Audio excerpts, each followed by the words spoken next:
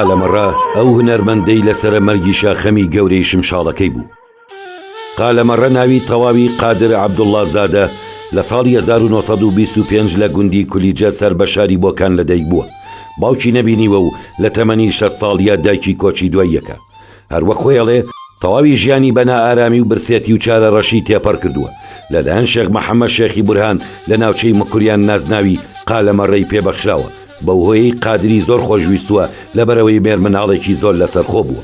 قالەمەڕە لە سەردەمی گەنجێتیا بەڕێکە و چاوی بە شمشاڵێکی مێژووی بەدەست پیرە پیاوێکەوە کەوێ و پێشنیازی بۆ کات لە بەرامبەر مەڕێک ئەو شمشاڵەی باتێ. پیاوەکەش قبول یەکە و شمشاڵەکەی پێیە و تەمەنی شمشاڵەکەی قالەمەڕە بۆ زیاتر لە 150 ساڵ ئەگەڕێتەوە. لە پەنجاکانی سەدەی ڕابردوو لە ناوەندەکانی رادیۆ و تەلەڤیزیۆنی کرماشان، سنە، تاران، مەهابات و ورمێ بە دەنگی ئەفسوناوی شمشاڵەکەی چەندین پارچە مۆزیکی جوان و ڕەسەنی پێشکەش کردووە.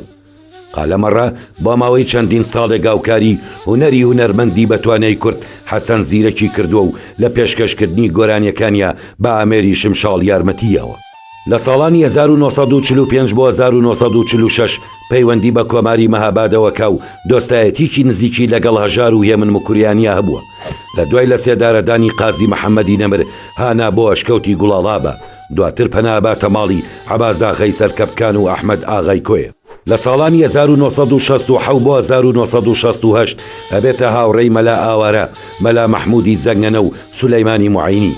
هەر لەو سەر و بەندەدا ماڵیانە چێتە دەڤەری بۆکان.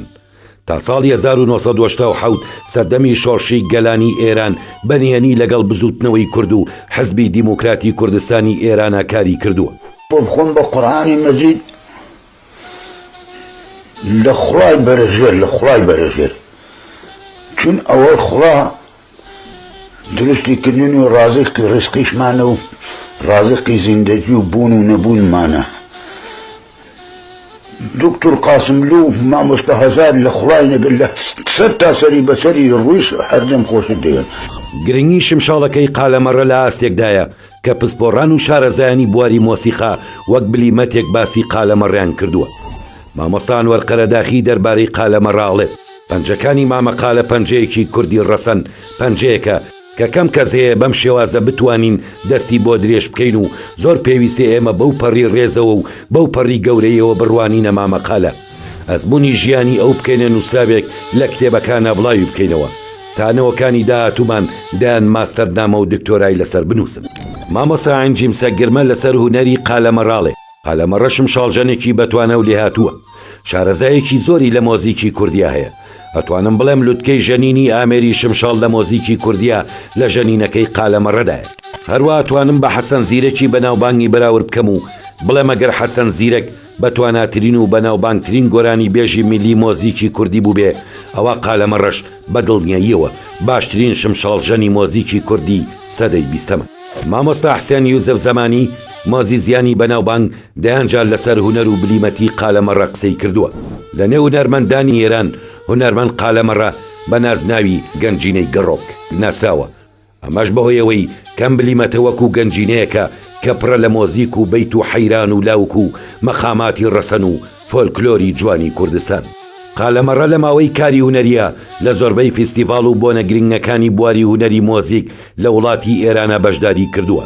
لەوانەش فێستیڤاڵی مۆزیکی فەجر لە تاران، فێستیڤاڵی مۆزیکی ناوچەکانی ئێران لە کرمان و لە بۆنە و فێستیڤاڵی سنە، کرماشان، ئیلام، ورمێ، مەهابات و سەقز بەشداری کردووە و چەندین خەڵات و شانازی گەورەی بەدەستهێناوە. لە سەردانێکیا بۆ هەرێمی کوردستان خەڵاتی ئەنفالی لە شاری سلێمانی پێبەخشراوە. لە ساڵی 1993 خەڵاتی باشترین و تەکنیکترین شمشاڵژەنی لە ئەڵمانیا پێبەخشرا.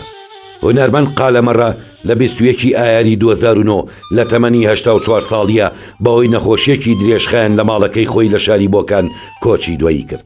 لە 22 ئایاری 2009 بە بەشداری هەزاران کەس لە شاری بۆکان و شارەکانی دیکەی ڕۆژهەڵاتی کوردستان لەسەر وەسێتی خۆی تەرمەکەی لە داوێنی ناڵەشکێنە لە نزیک گۆڕی هونەرمەند حەسەن زیرەک بە خاک سپێردرا.